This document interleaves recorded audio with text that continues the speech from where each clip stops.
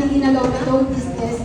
So before that po, nandito po ako para i-share po sa inyo yung 2 weeks income ko po. Okay, so pwede po malaman kung sino po invite.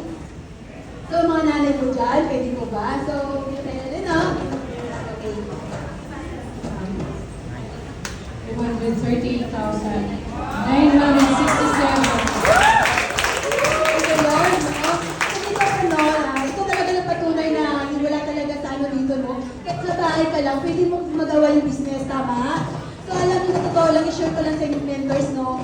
Ito po ay, kung pera nito nila ako po dito, almost 7 years ko pong inipon. As before po ako naging full-time amis, ano po ako, empleyado po ako, 7 years.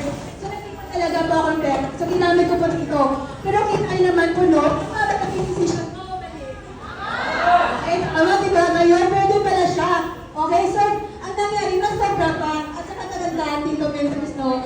Kumita tayo, nakatulong na tayo sa tao, at the same time, naging healthy pa tayo. No? Tsaka andito rin, number 1 kasi, una, mahihain din ako. No? Huwag ka bang mahihain?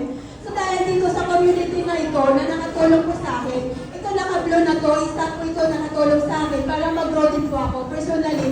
Tsaka sa self-group ko, talagang ang dami talagang bago sa akin. So the process, okay, kumaunti-unti tayo natututo, no? Kasi isa din tayo Bisaya, pero nag-improve dito pag gusto mo lang talaga gusto mo mag-grow, kaya-kaya po talaga gawin natin.